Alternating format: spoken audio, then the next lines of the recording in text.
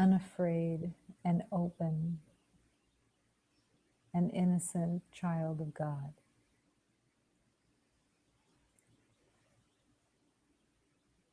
The journey of love is a journey of releasing all beliefs that fear has validity.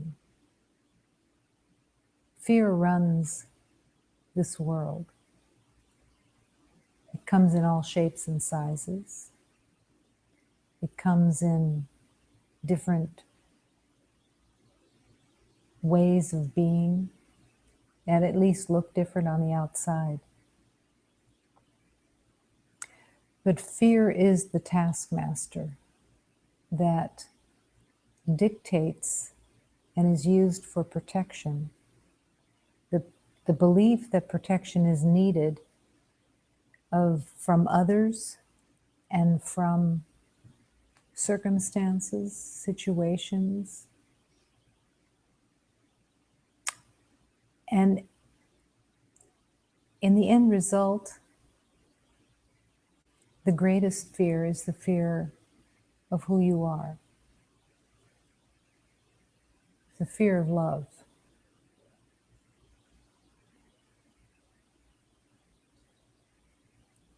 Fear is manipulating all the time. It's a strategy center that has become so seemingly normal that it's accepted as a normal feeling, a normal way of looking at the world. And fear does come in all the different costumes. It comes as anger, it comes as worry, it comes as resentment, it comes as the need for strategies, how to figure things out so that it is obeyed, to try to get around the fear. But the fear that is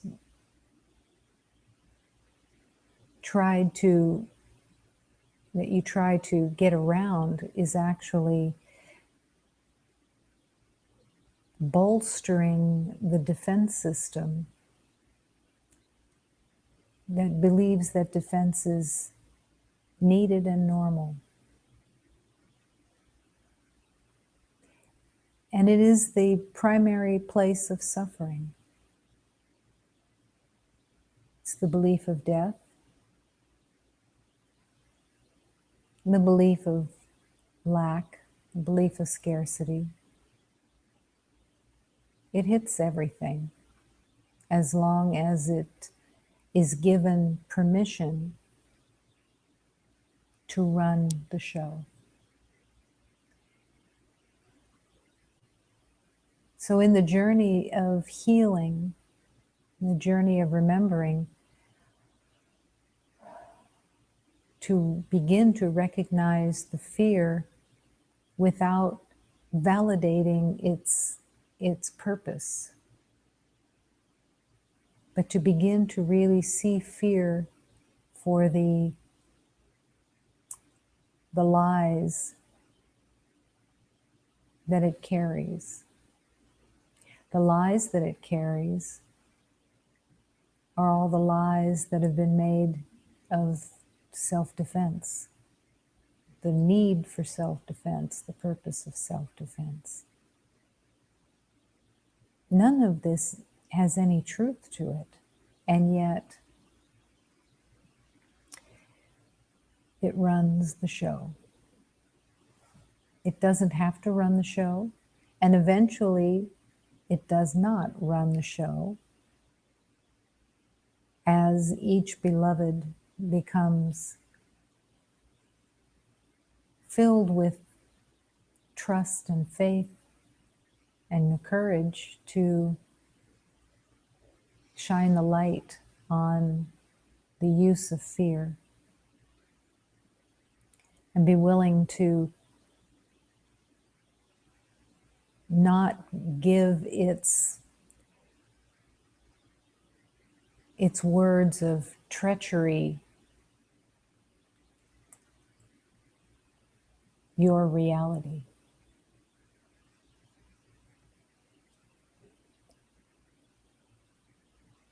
Fear is a weapon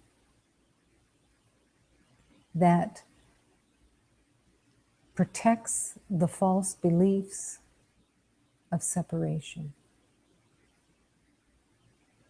in all the different ways that the false beliefs play themselves out in the everyday life. Nobody would believe that they would wake up in the morning and say, well, today I face the world and all of my enemies. That isn't the intention when you wake up in the morning. And yet, when fear is gathered up again and again, that's what it ends up being, is a world of defense and caution and suspicion. If you saw the fear in its starkness, you wouldn't choose it. But the belief that you need protection, that you are in danger, that the world is filled with danger,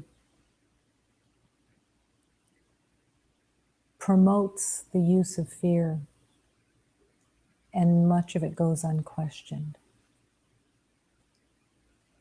But in the spiritual journey of remembering love and learning the truth of love, it's a journey of becoming undefended and open, with an open heart, to no longer be the slave of fear.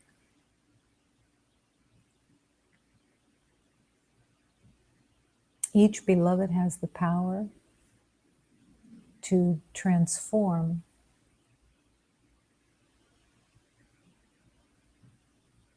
and truly let go of fear as a weapon, and to open the heart and trust in the divine. It's only through the trust in the power of God, the power of the universe, that fear can really be let go. When we trust in our own strength, or what we consider to be strength, it becomes a fearful place. Because as you depend on what you believe your own strength is, whether it's being defended or figuring things out, in all of that, it will, in its very nature, engender fear, because you will feel yourself to be on your own against circumstances, against situations, against the world. And when we try to depend on our own knowing, it engenders fear. It stirs that place within of the fear of separation, the fear that this is how you will walk through the world alone and fending for yourself. That has frightened everybody in one way or another. But as in the truth of healing, you begin to allow these lies to be brought to the light. And you begin to really accept the power of love, the power of harmony and peace and joy that is the truth of creation, the truth of God. This turn to love instead of fear and hate is a leap of faith. And it's a leap of faith that is made over and over and over again. To keep coming back simply to the acceptance and the awareness that, oh, there's nothing to fear. There is no fear in the truth, the reality of love. Let me put my faith in that truth and rest in that truth. And as you accept that truth, which is not known but is being called to be accepted, when you begin to accept that you're not in danger and that there is no enemy and that love is reality, you begin to breathe easier, and your awareness comes back again and again and again, and you begin to even embrace the possibility of resting in God,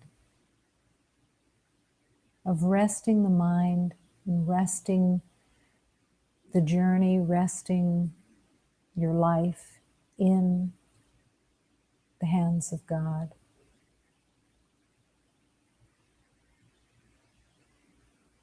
And the way becomes an easier road because you're letting go, you're surrendering the protective coating that you've made of fear. Fear is actually a protective barrier, but it's also an energy field. And at some point, to recognize that you do have the choice of rejecting fear, that you have the choice, and that fear is an energy field that is not reality, not at all. It's no different than two children telling scary stories to see how scary the stories can get, and having the choice of not believing it anymore.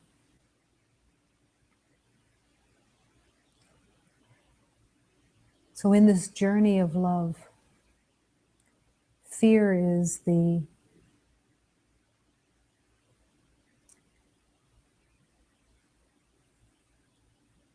goblin that hides behind the shadows and gets used as a weapon to stay in separation. It has a million stories at its instant usage.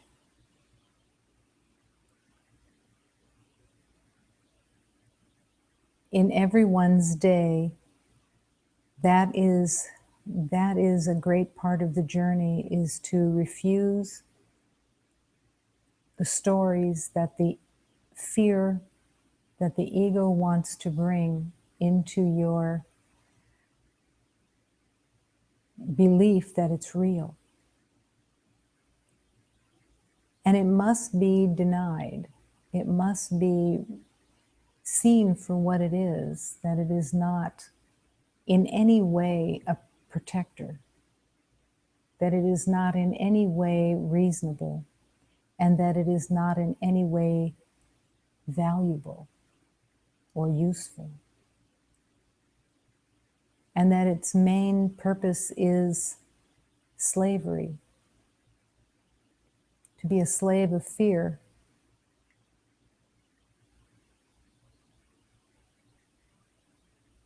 is a journey of learning the truth of freedom and no longer being willing to be a slave to the made-up sensation of fear. In this moment, and as in every moment, fear is made up. Fear is not reality. And its only purpose is to protect the beliefs of separation.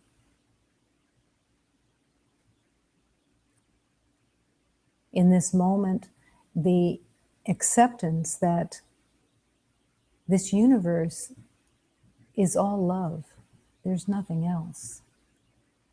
The sanctuary is filled with love. Fear has no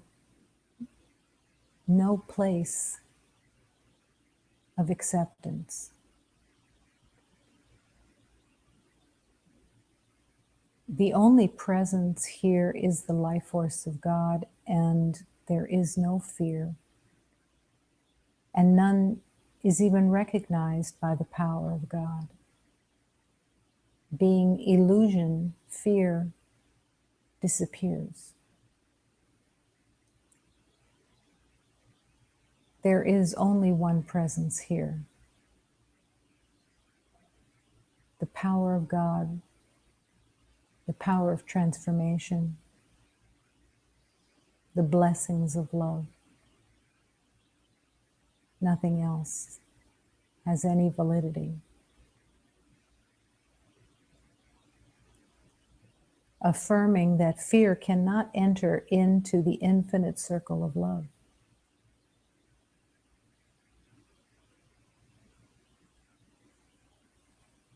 And it has no reality.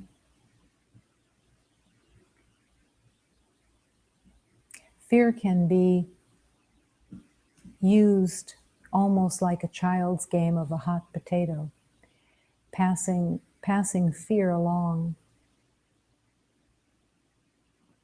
transmitting it, wanting others either to be on the same page of fear or to recognize that you are in pain because of the fear that you believe in. But it still has no validity. And it cannot change the truth of who you are. The beauty and perfection that God created cannot be touched by any illusion that the mind conjures up. It's not possible. Illusion is illusion. It's a delusional state of mind. And the calling for the heart to open and become undefended is the medicine that dispels the fear. So in this moment, the willingness to accept that only love is real. And fear is always the past. It cannot enter into the present moment. If there is fear, there are thoughts of the past. There is a belief in the past that is being promoted, and a fear of the future. which can only come from the past. Now is the time for the fear to be recognized as the rebellion against God, against love, and that it has no value. And let the power of love transform everything.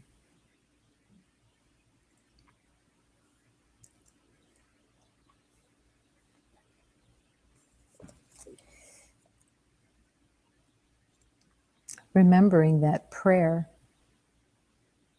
is one of the greatest antidotes to fear. To enter into prayer is to realign your mind and your heart and your attention and your intention to a deeper truth, and to enter into the mystical qualities of the vibration of prayer, and that prayer can open and dispel the fears, because you can't be really in prayer and hold on to fear. They can't actually be in the same room. It may take a while for the fear to dissipate because it's so held on to so tenaciously many times. But prayer will bring the healing, and the fear will dissipate. In this prayer, this is a call for the recognition of ease and peace and the awareness of inner worth, which is the deep medicine of love, that where fear can't coexist, and opening those doors. Oh Father, I pray for tenderness. Oh Father, I pray for the love. I pray for the awareness of my inner worth. I open up my heart to receive you, Father, to know the holy light, so I can see. Oh Father, I pray for tenderness. Oh Father, I pray for the love. I pray for the awareness of my inner worth. I pray for the awareness of my inner worth. It's a declaration of your heart. And it's also a declaration that you want to see the truth, and you're not willing at that moment to engage and agree that fear is viable. Because in the moment of truly wanting to connect to your inner worth, fear has to disappear, at least temporarily, as you accept the truth of your inner worth, even if it's just for that moment. The willingness to open the heart and be connected, and the fear will dissipate.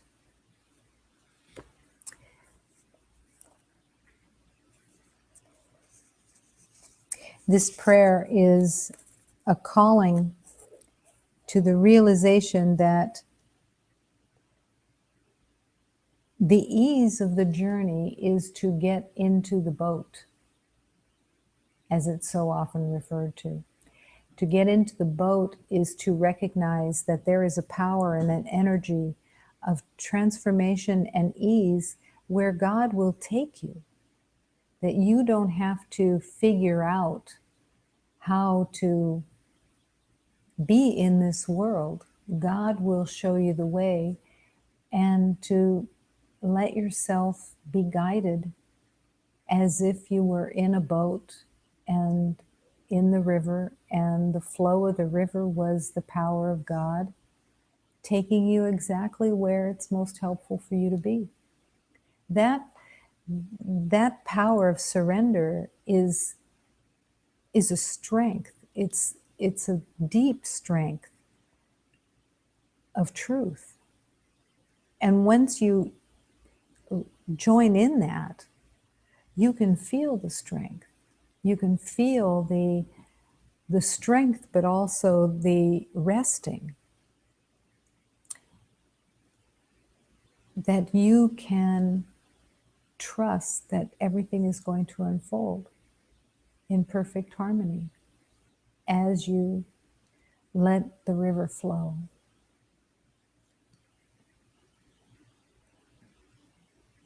The small boat is here.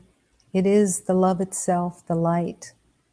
And in this small boat, it's opening the path of the way of God. The Blessed Mother is guiding as we are in this small boat. And I surrender. I surrender to the will of the Eternal Father. I allow myself to be taken. And in my heart, I recognize the kingdom of love. To be in that boat, sometimes I call it a sidecar, getting in the motorcycle and being in the sidecar. It's the same thing, because it's a relinquishment. It's a realization that we're not in charge. We're not the maker. We are the creation. And we're learning in the journey of love. Every beloved is learning how to walk in that new way, how to listen, how to surrender, how to open and be available, how to trust. When in the past you trusted what you thought you knew, you trusted your past, you trusted your identity, and love is calling you to put your faith and trust in love itself, a love that has not been known in this world, but that is the truth and the reality of who you truly are. So allowing this small boat to be the symbol of surrender. Vem chegando, vem chegando, vem chegando, vem chegando, a barquinha vem chegando, a barquinha vem chegando, e o amor à luz, e o amor à luz. Na barquinha que vem chegando, na barquinha que vem chegando, vem abrindo o caminho, vem abrindo o caminho de Deus nosso Senhor, de Deus nosso Senhor. A Virgem Mãe quem guia, a Virgem Mãe quem guia, a barquinha que vem chegando, a barquinha que vem chegando. Me entrego, me entrego, me entrego, me entrego à vontade do Pai eterno, à vontade do Pai eterno. Eu meu coração, eu meu coração, eu sou renho de amor, eu sou renho de amor.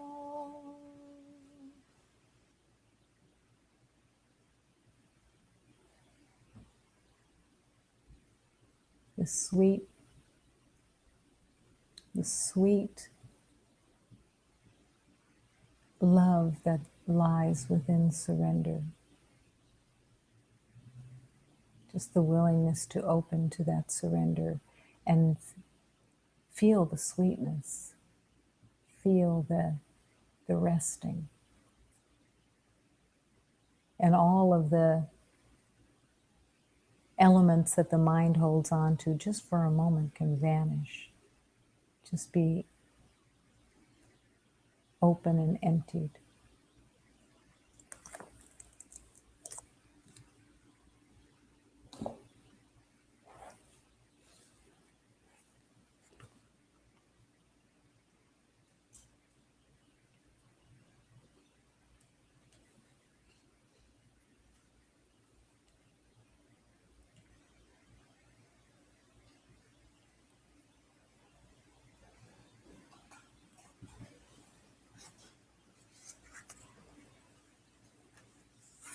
The thousand-stringed instrument. The heart is the thousand-stringed instrument. Our sadness and fear come from being out of tune with love. All day long, God coaxes my lips to speak, so that your tears will not stain his green dress. It is not that the friend is vain. It is just your spirit life we care about. Sometimes the beloved takes my pen in hand because this beloved is just a simple man. The other day, the old one wrote on the sanctuary wall, the heart is the thousand-stringed instrument that can only be tuned with love.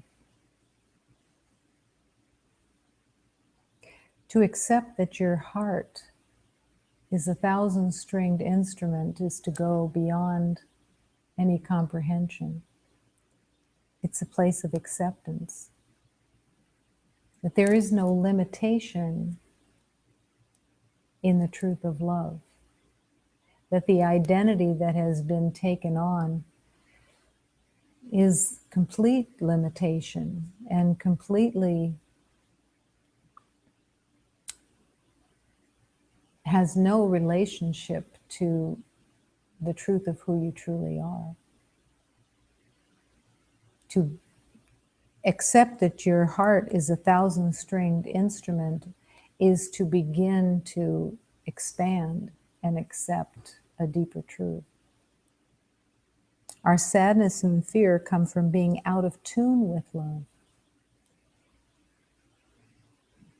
Sadness and fear absolutely do go together, but fear also goes together with anger, resentment, grievances, trying to control as if there's something to control. It touches so much, and it needs to be recognized when it's running, because it's very easy to let fear run with a legitimacy of its purpose, that it seems normal for there to be fear in certain situations, that anybody would be fearful, and that's probably true. Anybody, almost anybody would be fearful. But once you start to shine really the light of love on the relationship to fear, it starts being not so obviously purposeful. Fear is used completely by the defense system. And that's where it likes its legitimacy. It likes it everywhere, but it certainly likes it when it's used as a defense. Why is fear so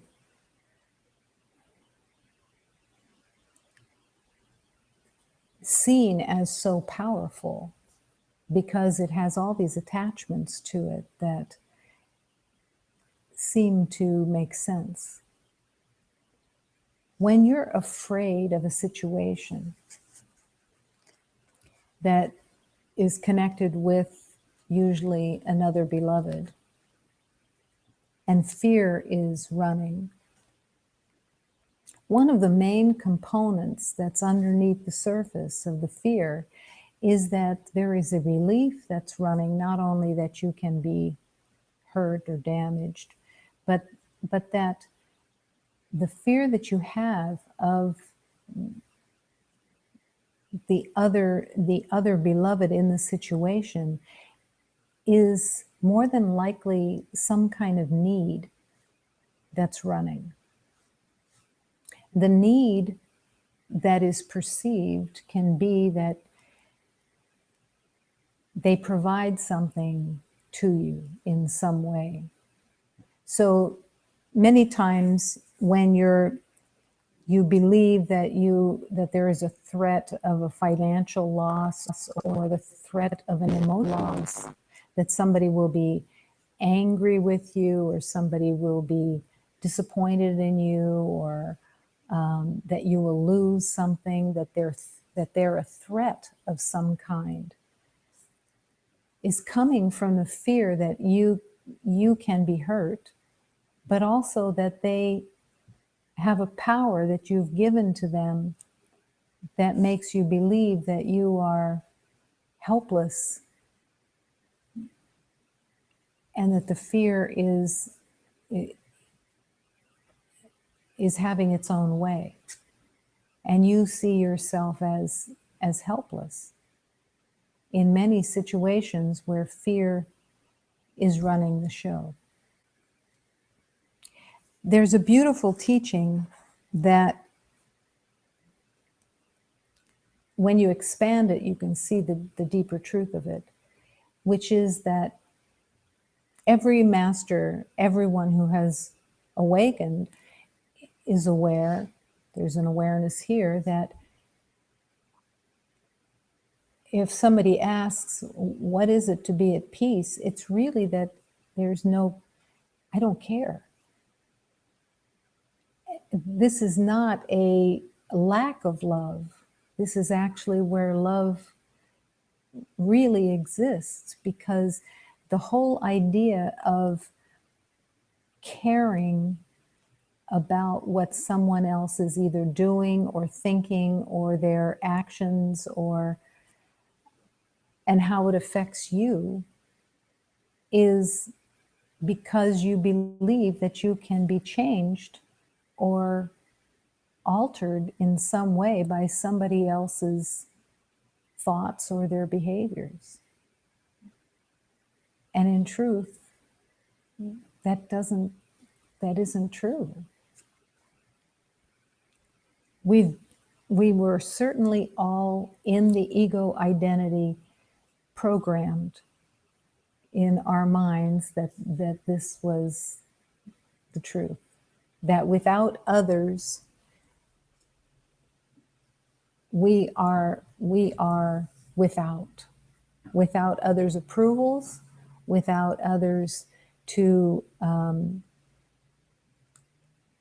depend on in some way, that we are in an obligation to someone else. And once there is a belief of an obligation, whether it's through the fear of them taking something from you, let's say somebody is mad at you, or it doesn't matter how it plays out. It's a belief that you are obliged to them in some way for your well-being. And in that, or that you need them. Once there is a perception that there is a need that is not fulfilled by the truth of God, it becomes a place of slavery. It becomes a place of resentment. Because as soon as you believe that there is a need from the outside of whatever it is, fear is there because you can't depend on the outside staying the same. And then you have to try to constantly figure it out so that it stays in a place of safety, of a perception of safety. But there isn't any safety there. It's all made up, and it's all run by fear. When we believe that we are in need of someone else's approval, their presence, their direction, whatever it is, we are taking our true connection to God and misplacing it. Because the truth is that God is the creator of you. And in that creation, everything is yours. Everything comes from the divine, from the universe of love. This has nothing to do with not offering love. Offering love is without conditions. If you are trying to offer love under the guise of needing someone's approval or wanting someone for safety, you're not offering love. Offering love is without conditions, not looking to get anything from anyone, including that they are either not mad at you, or that they like you, or that they approve of you, or that they will not take something from you. That's where all the freedom is, because all this fear of losing, of loss, is not putting your faith in the truth of God and the truth of who you truly are. You are the light of the universe. And every beloved is that light.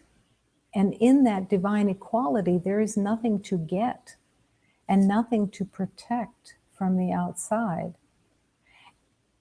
And the end result is really that if you are depending on someone else for their opinion of you, their ideas of you, anything, you will end up resenting them.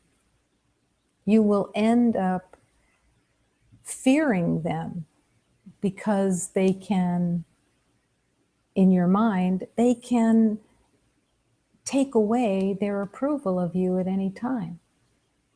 So you have to walk the line of how to behave or how they want you to be, and there will always be resentment. There will always be suspicion of the value and the validity of actually the relationship itself. It is only by surrendering every relationship into the hands of God and realizing that your authority is God. Your creative force is God.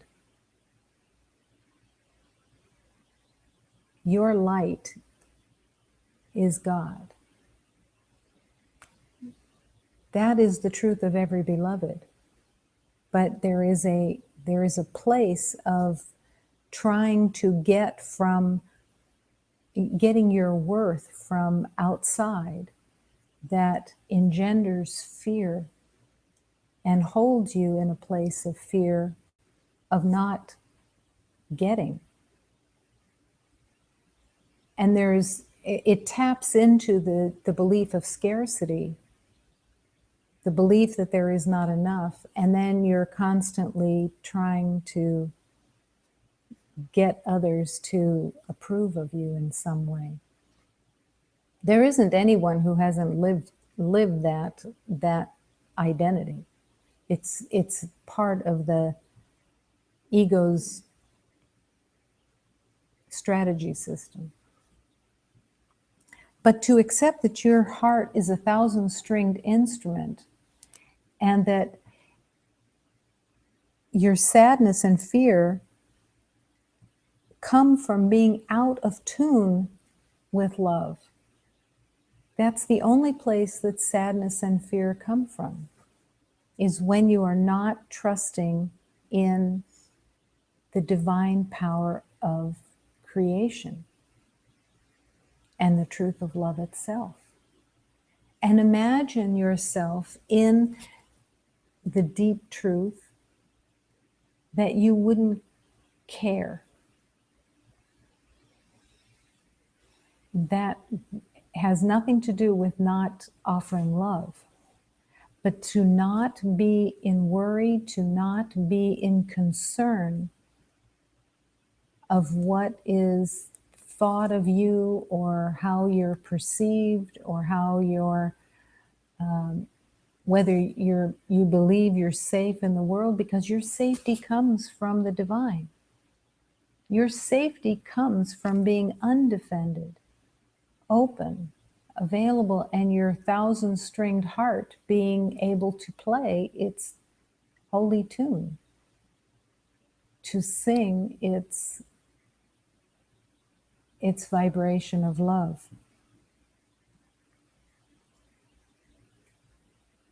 All day long, God coaxes my lips to speak. All day long, God is coaxing your lips to speak. All day long, God is leading you into the lack of fear, to trust in the unfolding of love itself, and to realize that you are love and you are here to offer that love, and that it's unconditional.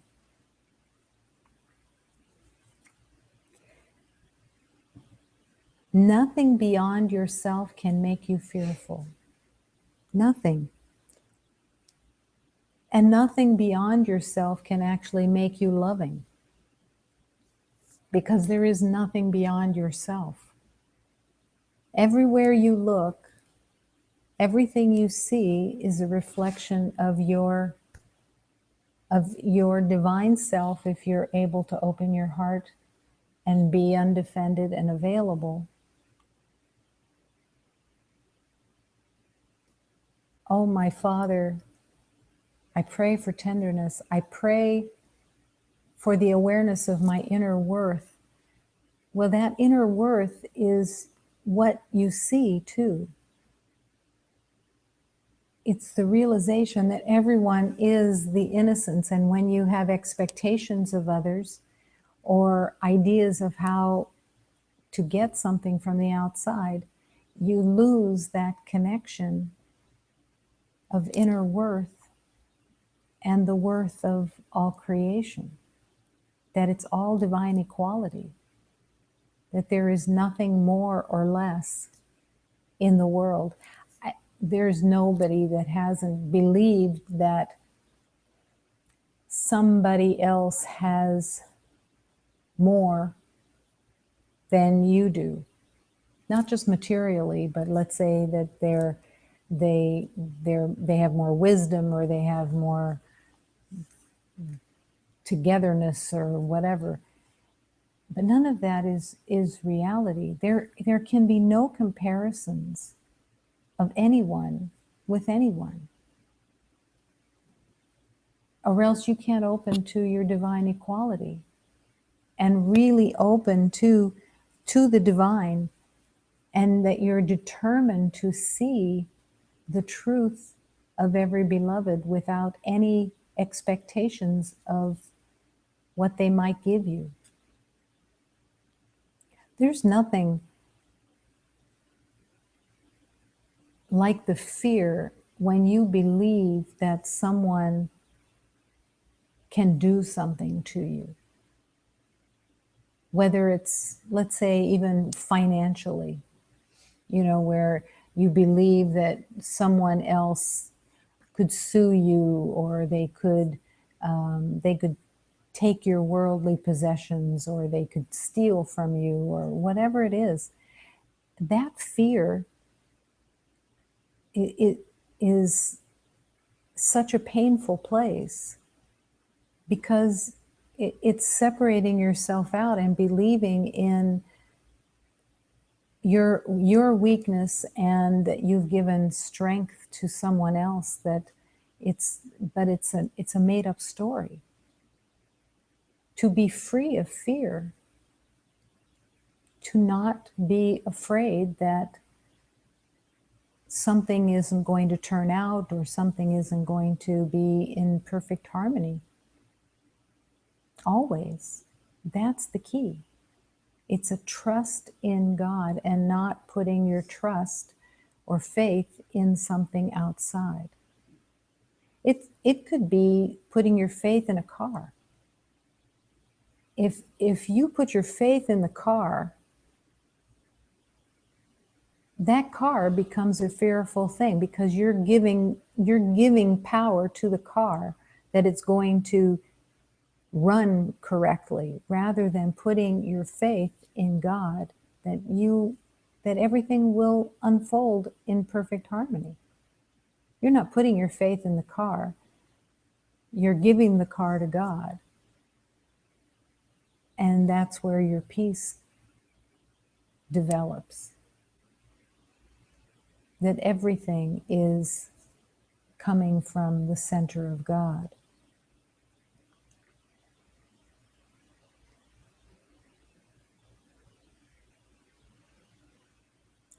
There's a teaching that says, recognize everything you have believed that you truly do not want, and ask to be taught to not use it to keep engendering the same experience.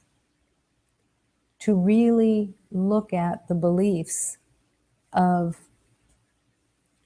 expectations of others, and that you don't want to hold them anymore as having the power of running your life. They don't have that power. You can believe that they do, and you can believe that their approval means a lot to you, but it's going to keep you actually separate from them. It's going to keep you suspicious of them and worried about them, worried that they don't reciprocate, that they don't feel like you've proven enough of yourself for them to have the approval.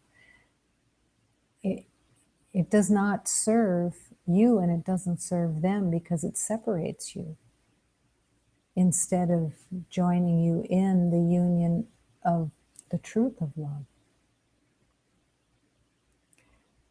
All day long, God coaxes lips to speak, but it's never to get anything.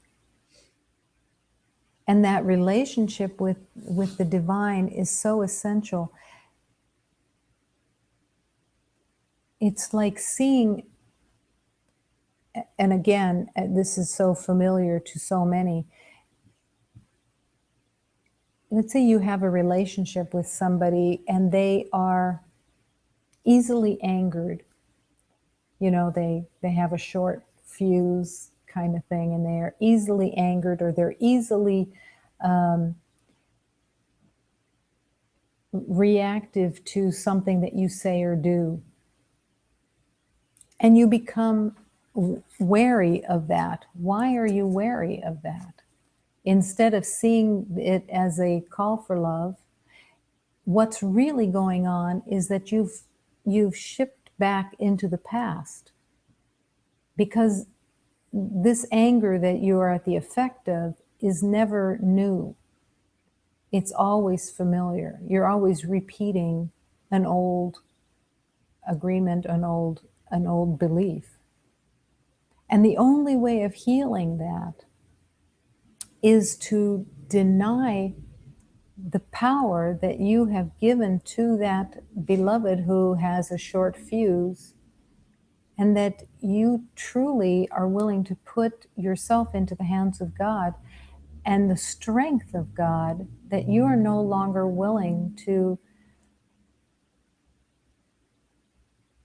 be at the effect of that, but also to give that power to this beloved that it does not serve. Because that beloved is actually asking for deeper healing, even though they aren't necessarily aware of it. They want to be freed from that short fuse, from that habit of anger, that habit of self-defense.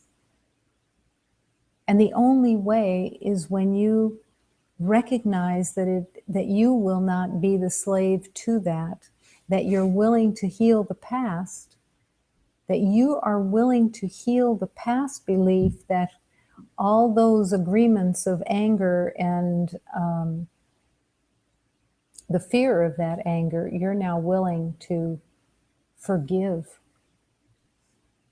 because it was never actually a power. You gave it power by believing that you were at the effect of it, but it holds both beloveds in slavery, and it has no truth to it. And that's the deep calling that has to be brought to all the relationships that are built on fear. We use forgiveness as a place of healing, and it is a deep place of healing. It is the gift that came through Spirit for healing. When you forgive your beliefs of being unfairly treated, believing that you are at the effect of something outside you, you forgive, and you're called to forgive because you have condemned. You have condemned whoever it is that you believe is holding you hostage in their anger or their resentment or their disappointment or their fear. And you're called to step beyond that and truly recognize the call for love. That you're no longer willing to be at the effect of something outside. And the truth is that if you are at the effect of someone's short fuse, their anger, 99% of the time, you're going to be carrying the same anger. You're going to have the same resentment and the same anger back at them. And so this again is, the teaching, who's ever a sanest in the moment is called to bring love to the situation, because if you're seeing anger and the call for love, then you're being called to bring love and no longer be willing to be the slave of anyone's expressions of fear.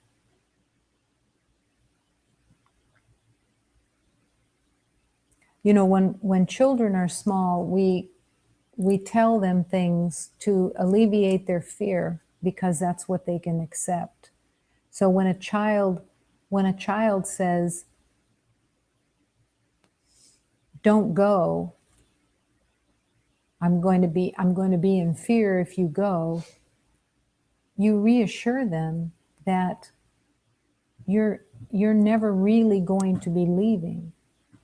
That you may step out of the house or the room, but that you're always there with them. And that's the same basic message that we have to bring to every beloved, that there's no condemnation.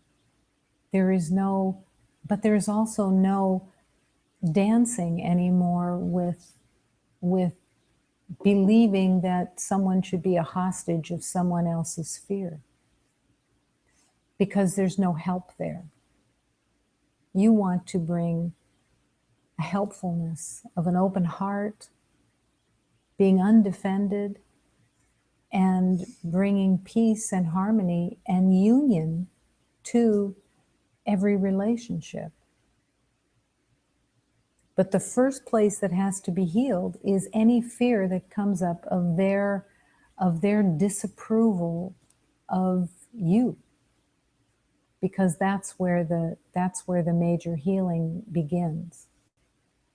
Anywhere that you've held the belief that you're being held a hostage is coming from your own mind. You aren't really being held a hostage, but you believe it, so it has to be forgiven and you have to deny its truth. When a beloved behaves insanely, you can offer healing only by receiving and holding the sanity of who they truly are. But if you're caught in wanting their approval, you won't be able to see them in their sanity. You won't be able to bring that open heart and hold them in love, because you're still going to be in the fear of what they think of you.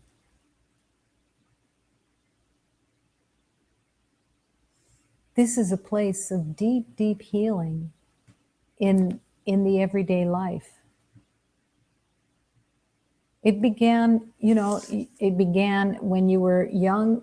It gets reaffirmed over and over and over again that you try to get approval. Children try to get approval from adults, or try to get approval from their friends. And then when you're in school, you try to get approval by doing a good job, or keeping up with everybody. All the different ways that the ego plays the game. But in your spiritual journey, it's the call of that all has to be healed. The belief that you are having to answer to anyone except the truth of God. There is a word that sometimes is misconstrued, spiritual word, which is authority. That God is the authority. And in the world, sometimes that is really disliked, because nobody wants authority and everybody wants to get rid of the obligations. But the one obligation that we cannot throw out is our obligation with God, because that is our creation. That is our divine authority. That is the supplier of all of our nourishment, of all of the truth, of all love. And as we accept that and then offer it, we are living as the light of God. And we are living as the vehicle of healing for humanity. The power that you have in not being tied to obligation of being approved of can free and can heal so deeply. that you don't even realize how deeply it's held. The fear of others, the fear of not being approved of, not being liked, not being seen as having worth. But your worth has to come from the center of your being with the truth of God.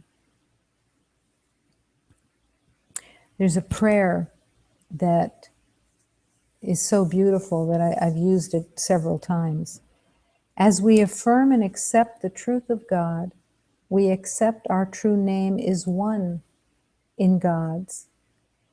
In this truth, we are united with all life, one within creation and Creator. What we made and call by many different names is but a shadow we tried to cast across reality of oneness. We are grateful we were mistaken, and we gladly surrender our mistaken differences to be dissolved into the truth of oneness. This is the relinquishment of all relationships, of having obligations or wanting approval from the outside. The fear that it engenders can be very all-encompassing. How many times, everybody can answer this within, how many times have you worried about what somebody else is thinking about you? It's a long list. And not even wanting to admit it, but worry, where it just stays with you and you worry about it. What are they thinking about me? What kind of impression did I leave on them? What did they react to what I said? Did I say it wrong? Whatever. And it's also on the other side of the coin that the arrogance of the ego that is demanding that others be obligated to you. It can be just the opposite. And yet they're all connected. And the calling is that the authority is God. And you turn to God so that you can truly offer love without conditions. So that when you extend your love to someone, you have no hook of what you're going to get back. That you have no hook of how they received it or what they thought of it, of how you expressed yourself or how you extended love. I remember at one point in the spiritual journey, I was in a ritual, spiritual ritual, and I was somehow totally caught up in what I was doing for everybody. And it hit me like a ton of bricks that this was all narcissism of my own making, of how I wanted others to see me. As worthwhile, as useful, as having value. And luckily, the Holy Spirit took me into a crash because I had to see that I was just caught in a false identity of looking to get from these other beloveds. And in that, I would have, if I would have continued on with that and then gone home that night, I would have been worried all night about how others saw me. And that would have been the slavery of the fear of believing that my value came from outside. I had lost my offering to God in that time. I was completely swept away by trying to earn value. And it was a very painful place. And it was a very familiar place. It wasn't just being shown to me as a one-time deal. It was being shown to me to recognize the habit that I had, that was running not quite as obviously, but that it had to be all surrendered. All the ways that I wanted others to see value and to reciprocate that, give that to me through their, what they liked what I did or how I was. And it's just pain. And it just engenders more and more fear. And the healing is to really to let go of all of the beliefs of getting from the outside. But that also means that if you're not getting from the outside, then you're then being called to turn within and to really open your heart to the presence of the divine. The presence of the divine is in your heart. And to meet the friend within so that you can be free of the addiction of the outside belief of needing to be approved of. When you turn inward, what you're going to meet first is you're going to meet, possibly, more than just possibly, the self-hatred that you're so fearful of from within. The self-loathing that everybody has carried in the belief of separation. But you have to go beyond that fear and open that communion with the divine. That God is traveling everywhere with you. That you are never without the light of God within you, because that's what you are.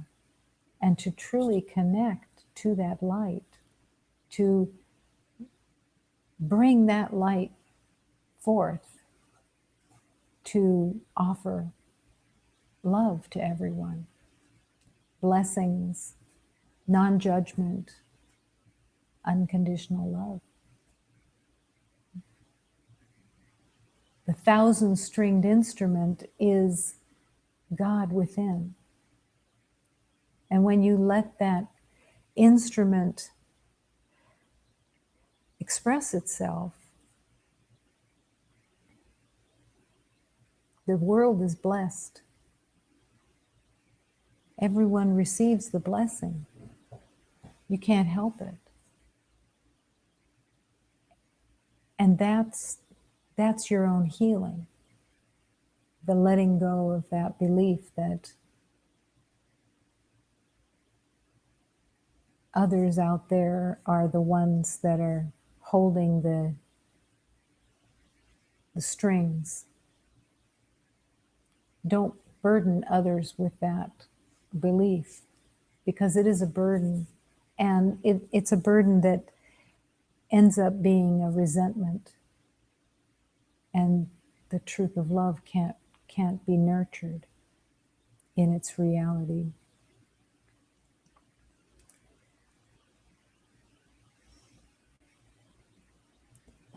To let go of all knowing of who the ever beloved is, and just have no expectations of them, but to love and to become undefended. Everyone has been familiar with the teaching, in my defenselessness, my safety lies. Well, safety is love. Safety isn't protection. Safety is peace and resting in God. And it is in your being undefended, open, and not looking for anything that's where your peace is. That's where your harmony is, in the everyday acceptance of that nobody has anything that's needed.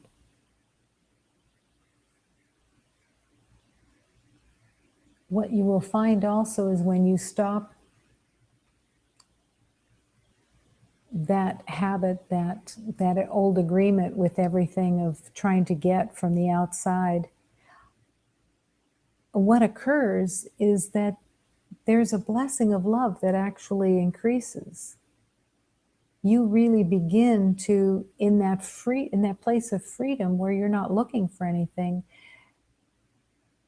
there is joy that is showing up. There is blessings that are showing up. There is connection that is showing up that's so much more authentic, because you've dropped the expectation.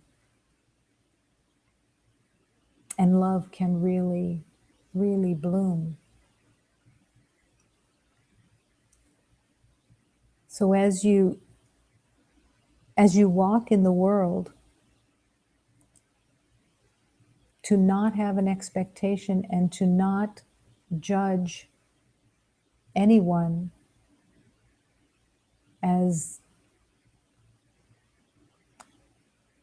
the need to get anything from them, but also that they are as innocent and pure as all life, and everything is imperfection. And your whole being will become so light and so filled with peace that you'll walk in the world with blessing and free of the fear.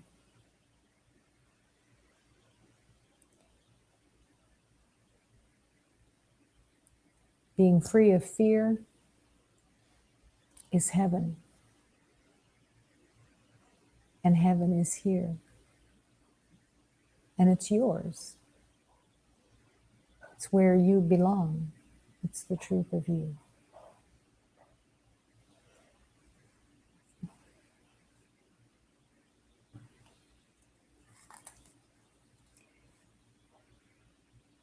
Allow yourself in this moment to forgive each beloved who comes to you. Just a few that are in your circle of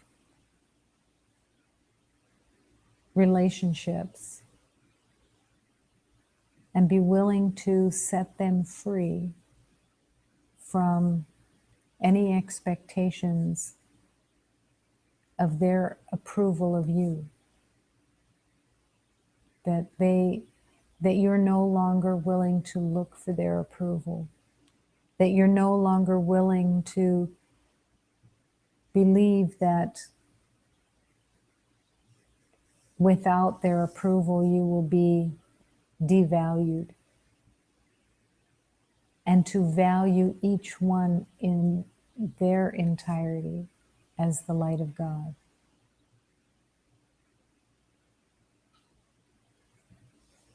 That forgiveness can carry to each beloved that you've ever walked with.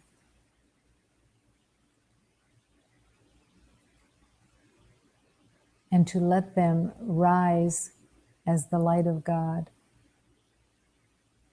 so that you can join with them in equality.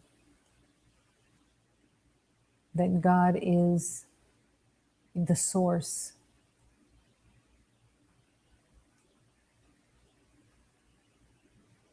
And that you offer that source also to them. In that willingness, humanity can truly heal.